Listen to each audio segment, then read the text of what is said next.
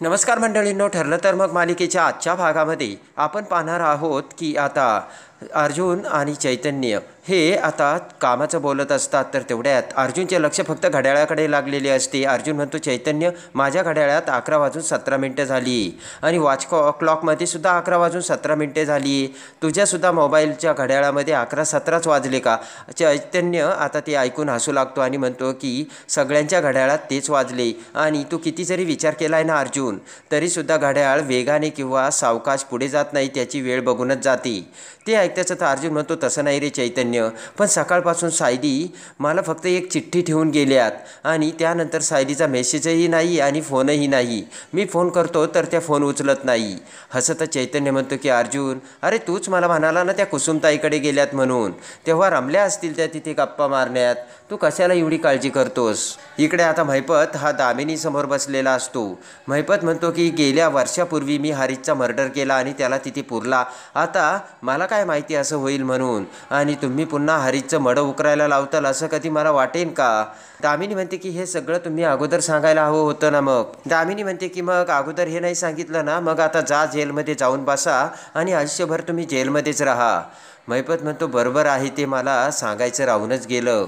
आणि त्यानंतर आता दामिनी म्हणते की तुम्हाला जेलमध्ये बसायची सवय आहे का? तुमची मुलगी आणि तुम्ही दोघेही आता जेलमध्ये जाऊन बसा, मला काही सांगू नका. हा जोडतच आता महिपत म्हणतो की अहो जेलचं नाव काढू नका देशमुखबाई, हवं तर मी तुमची फीना 5 पट जास्त करून देतो, पण काही जरी झालं तरी जेलचं नाव काढू नका आणि मला वाचवा. असे म्हणत महिपत म्हणतो, वाटलंच तर मी तुमच्या पाया पडतो, तुमच्यासमोर नाक घासतो आणि आता मी तुमची एनओसीच फाडून टाकतो, असे आता महिपत दामिनीला सांगताच एनओसीचा कागद दामिनी आपल्या हातात घेते आणि महिपतला म्हणते, बसा तुम्ही. महिपत आता गुमान बोलाने खुर्चीवर बसतो आणि त्यानंतर आता दामिनी आता बोट करत महिपतला म्हणते की हे बघा, तुम्हाला मला जर या केसमध्ये ठेवायचं असेल तर माझ्या अटी मान्य करावे लागेल.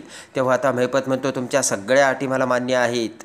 दामिनी म्हणते की अगोदर ऐकून घ्या, हे बघा, तुम्हाला जर मला केसमध्ये ठेवायचं असेल तर माझ्यापासून काहीच लपवायचं नाही. महिपत म्हणतो, नाही लपवणार, आणि लहानपणापासून आत्तापर्यंत तुम्ही ज्या मात्या खाल्ल्यात, जे जे काही केलं ना, ते सगळं प्रत्येक मातीचा कणनी कण मला सांगायचा. मला तो माझ्यापर्यंत आला पाहिजे आणि मला कळलं पाहिजे. महिपत विचार करत म्हणतो, ठीक आहे, आणि जर तुम्ही असं केलं नाही तर आयुष्यभर तुम्हाला जेलमध्ये सडावं लागेल, तुम्हाला तुमच्या मुलीचं तोंडही बघायला भेटणार नाही.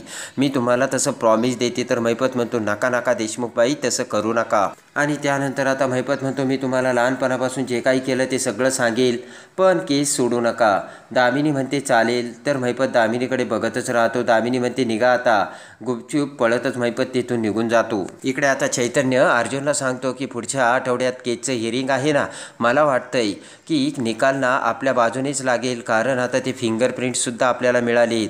अर्जुनचं काही लक्ष नसतं. अर्जुनचं लक्ष फक्त घड्याळाकडे लागलेलं असतं आणि सायलीकडे. अर्जुनचं लक्ष फक्त आता मोबाईलमध्ये असतं. तेवढ्यात आता चैतन्य बोलत असतो. अर्जुनचं लक्षच नसतं. चैतन्य म्हणतो की हे बघ, आत्ताच्या आत्ता कुसुमताईकडे जातो आणि सायली वहिनीला घेऊनच येतो. लगेच आता अर्जुन म्हणतो की हो हो, मी तुला तेच सांगणार होतो, चल चल. आणि लगेच असं तर चैतन्य म्हणतो की आत्तापर्यंत तू माझा एक शब्दही ऐकला नाही आणि सायली वहिनीचं नाव काढलं आणि लगेच तू ते ऐकलं, आणि सायली वहिनी काय आता लहान मुलगी का रे अर्जुन, असे चैतन्य अर्जुनला समजावतो. आणि अर्जुन म्हणतो की बरोबर आहे, सायली ना कुसुमताईकडे जाते आणि लहान मुलीसारखं सगळंच विसरून जाते. आता तर फक्त 11-20च झाले रे चैतन्य. चैतन्य पुन्हा अवाक होऊन आता अर्जुनकडे बघतो. इकडे आता साक्षी ही घरातून निघालेली असते. महिपत म्हणतो की कुठे चालली, मी तुला असं एकटं कुठं जाऊ देणार नाही. साक्षी म्हणते, त्या दामिनी देशमुखकडे चालली, तिला जाब विचारायला. आणि तेवढ्यात आता महिपत म्हणतो की अगं कशाला? तेव्हा आता साक्षी म्हणते की तिच्यावर तुम्ही लाखो रुपये खर्च करता ना, मग तिला जाब विचारायला नको का? कोर्टात आपली एवढी नाचक्की केली ती. तेव्हा आता महिपत म्हणतो की एक हरीशची केस तो सुभेदार जिंकला म्हणून अख्खी विलास मर्डर केस जिंकलेला नाही आहे तो, एवढं लक्षात ठेव. तेव्हा आता साक्षी म्हणते की हे जर असं चालू राहिलं तर काय होईल, एक दिवस ना तो अर्जुन विलासच्या मर्डरची केससुद्धा जिंकेल आणि मग पुढे काय होईल तुम्हाला माहिती आहे ना, असे आता साक्षी महिपतला सांगते. साक्षी म्हणते, तुम्ही काहीच कसं बोलत नाही आणि शांत कसे? तेव्हा महिपत म्हणतो, मला तर शांत राहावंच लागणार आहे, कारण पाण्यात काढलेल्या माशासारखी तू तडफडते ना, तेव्हा मला शांतच राहावं लागेल. जोपर्यंत मी त्या दामिनीकडे जाऊन जाब विचारत नाही ना, तोपर्यंत मी अशीच तडफडत राहणार आहे, असे साक्षी महिपतला सांगते. आणि तेवढ्यात आता प्रिया तिथे येते आणि म्हणते, तुमचं हे काय चाललंय आणि काय असे वेडे सारखे विचार करताय. राग येऊन मैपत म्हणतो, चिचुंद्रे आमचं काय चाललंय ना ते तू डोक्यात घेऊ नको, तुला काहीच माहिती नाही आहे. तेव्हा आता प्रिया म्हणते, मी तुमचं सगळं बोलणंच ऐकलंय. आणि लगेच आता महिपत म्हणतो, चोरून बोलणं ऐकतेस का आमचं? प्रिया म्हणते की मला वाटतं साक्षी बरोबर बोलते, कारण अर्जुन आपल्यापेक्षा किती वरचढ ठरतोय, कळतंय का तुम्हाला काही? मोठे डोळे करत महिपत आता प्रियाकडे बघतो. साक्षी म्हणते की तुला पटतंय ना प्रिया, मी यांना हेच सांगायचा प्रयत्न करते पण हे ऐकतच नाही. प्रिया म्हणते, अण्णा सर तसं नाही आहे. हरीशच्या केसमध्ये जर माझं किंवा साक्षीचं नाव आलं तर मग आम्ही काय करणार? महिपत म्हणतो की कानात चुरू बोलू नकोस, प्रत्येक गोष्टी तुला नाकच खुपसायला हवं का? तेव्हा आता प्रिया म्हणते, मी बोलणार. प्रिया म्हणते की कारण या सगळ्यांचा संबंध माझ्याशी येतो तेव्हा मी बोलणार. प्रिया म्हणते की नाही तर मग मीच उडेन. तेव्हा महिपत म्हणतो, तुला उडवायला मला शब्दांची गरज नाही, एकच गोळी मी तुला उडवेन. आणि लगेच आता ते ऐकून विचार करत प्रिया म्हणते की आता ना तेच करायचंय, अजून एका व्यक्तीला उडवायचं जेणेकरून अर्जुन डिस्टर्ब होईल. ते ऐकताच आता महिपत प्रियाकडे बघतो आणि प्रिया म्हणते, मग अर्जुन एकदम खचून जाईल, मग कसलं केस आणि कसलं काय? तेव्हा आता विचार करत साक्षी म्हणते की मग म्हणजे ती अगदी अर्जुनच्या जवळची व्यक्ती. म्हणजे साक्षी विचार करत म्हणते की अर्जुनची आई किंवा अर्जुनची आजी का? आणि लगेच आता प्रिया म्हणते की त्यापेक्षा जवळची व्यक्ती. दोघेही महिपत साक्षी आता प्रियाकडे बघतात आणि प्रिया म्हणते सायली. आणि एकदा का सायलीला उडवलं की मग अर्जुन कोर्टाकडे वाकडी नजर करून बघणार सुद्धा नाही, एवढा तो खचून गेलेला असेल. दोघेही आता महिपत साक्षी विचारात पडतात. आणि तेवढ्यात आता महिपत विचार करत म्हणतो, पण त्या सुभेदाराच्या बायकोचा काटा काढणार कोण? प्रिया म्हणते की मी काढणार, पण त्यासाठी मला तुमची मदत लागणार. महिपत साक्षी दोघेही आता अवाक होऊन प्रियाकडे बघतात आणि प्रिया तिचा प्लान आता महिपत साक्षीला सांगते. इकडे आता सायलीसाठी अर्जुन वेडापिसा होऊन घरी आलेला असतो. विमलकडे जात अर्जुन म्हणतो की सायली कुठे? विमल म्हणते की सायलीताई अजून आल्या नाहीयेत. आता डोक्याला हात लावत अर्जुन म्हणतो की मी सायलीला शोधायला जातोय. आणि तेवढ्यात पूर्ण ही कल्पना अवाक होऊन अर्जुनची ती अवस्था बघतात तर प्रताप घरी येतो. अर्जुन आता प्रतापला धडकतो आणि लगेच प्रताप म्हणतो, काय रे अर्जुन, एवढं टेन्शनमध्ये कुठे निघालास? अर्जुन म्हणतो की डॅड, सायली सापडत नाहीये, मी सायलीला शोधायला चाललोय. ते ऐकताच आता प्रताप पूर्णाची कल्पनाला धक्का बसतो. प्रताप म्हणतो की शोधायला? अरे तूच सांगितलं ना ती कुसुमकडे गेलीये म्हणून. आणि अर्जुन म्हणतो की ती कुसुमताईकडे डॅड नाहीये. ते ऐकताच पुन्हा सगळ्यांना धक्का बसतो. तेवढ्यात आता पूर्णाजी म्हणते की अरे पण मग तुझी बायको कुठे गेली? अर्जुन म्हणतो की तेच तर कळत नाहीये पूर्णाई. डोक्याला हात लावत आता अर्जुन म्हणतो की आणि आता फोनही लागत नाही, तिचा फोन स्विच ऑफ येतोय. दरवाजाच्या आडून आता प्रिया ते सगळं बोलणं ऐकून खुश होते. अर्जुनने आता डोक्याला हात लावलेला असतो. अर्जुन म्हणतो, सायली जर दुसरीकडे गेली असती तर तिने मला फोन केला असता किंवा मेसेज केला असता. प्रताप म्हणतो, खरंय अर्जुन, सायली एवढं बेजबाबदारीपणे कधीच नाही वागू शकत. आणि अर्जुन म्हणतो की मला ना आता शोधायला जावंच लागेल. तेव्हा अश्विन म्हणतो, दादा मी सुद्धा येतो तुझ्याबरोबर. तर अर्जुन म्हणतो चल. आणि कल्पना अर्जुनला म्हणते, काळजी घे अर्जुन. तर अर्जुन म्हणतो की घरी काही समजलं की लगेच मला फोन करून कळवा. अर्जुन आणि अश्विन दोघेही आता सायलीला शोधायला निघालेले असतात.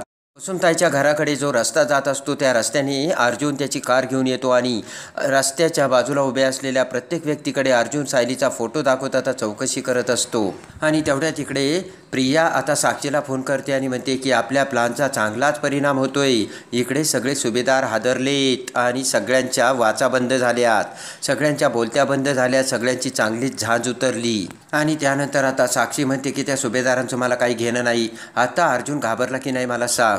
प्रिया म्हणते, अर्जुनच्या पायाखालची जमीनच सरकली, गेला आता सायलीला शोधायला आहे आणि त्याला सायली कुठे ते काहीच माहिती नाही. साक्षी म्हणते की सुरुवातीला तू मला म्हटली ना की सायलीला मारायचं म्हणून, त्यावेळेस आता मला असं वाटलं की तुलासुद्धा अण्णासारखं माणसं मारायची सवय लागली की काय.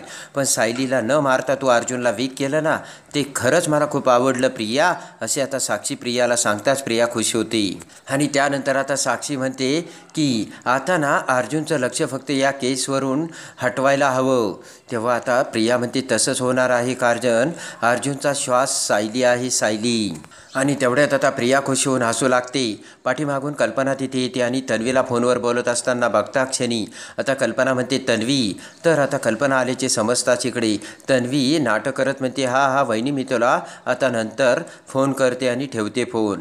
आणि तेवढ्यात आता तन्वी ही कल्पनासमोर येते. कल्पना म्हणते की मैत्रिणीसोबत बोलत होती का? तेव्हा आता प्रिया म्हणते की कॉलेजचं महत्त्वाचं काम होतं ना. कल्पना म्हणते ठीक आहे, पण घरची परिस्थिती असं असताना फोनवर मोठ्याने हसणं चांगलं नाही. प्रिया म्हणते की हसू नये यासाठी अजून मोठं काही घडलेलंच नाही आहे ना.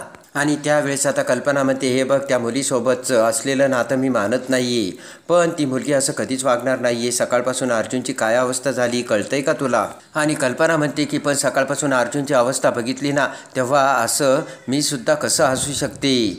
तर आता प्रिया म्हणते की पण आपल्या घरात त्या सायलीमुळे कायमच प्रॉब्लेम चालू आहेत, तेव्हा आता हसणंसुद्धा सोडून द्यायचं का? तेव्हा आता प्रिया म्हणते की मी आता कुणाबरोबर कसं बोलायचं, सोबत कसं असायचं यावर सुद्धा नियम लागणार आहे का? कल्पना म्हणते की अगं मी तुला तसं म्हटलेलीच नाही आहे. इकडे आता कल्पनाकडे बघत प्रिया म्हणते की जिला तू सून मानतच नाही आहे, तिच्याबद्दल तू एवढी काळजी करतेस आणि जी तुझी सून आहे ती तुझ्यासाठी एवढं करते आणि तिच्या हसण्यावरती तू बंदी घालते. तर कल्पना म्हणते अगं मी तसं म्हटलेलीच नाही आहे. प्रिया म्हणते जाऊ दे आणि लगेच रागाने प्रिया तिथून निघून जाते. इकडे आता अर्जुन आणि अश्विन सायलीला शोधत असतात आणि आता अश्विन म्हणतो की दादा आता काय करायचं? अर्जुनला काय करावं ते सुचत नसतं. तेवढ्यात अर्जुनच्या मोबाईलवर एक फोन येतो आणि लगेच आता तो फोन ऐकता क्षणी अर्जुनला मोठा धक्का बसतो. तर अश्विन म्हणतो काय झालं दादा? आणि लगेच आता अर्जुन म्हणतो की सायलीला अटक झाली. ते ऐकताच अश्विनला धक्का बसतो आणि अश्विन म्हणतो की कशाबद्दल? अर्जुन म्हणतो काहीच माहिती नाही.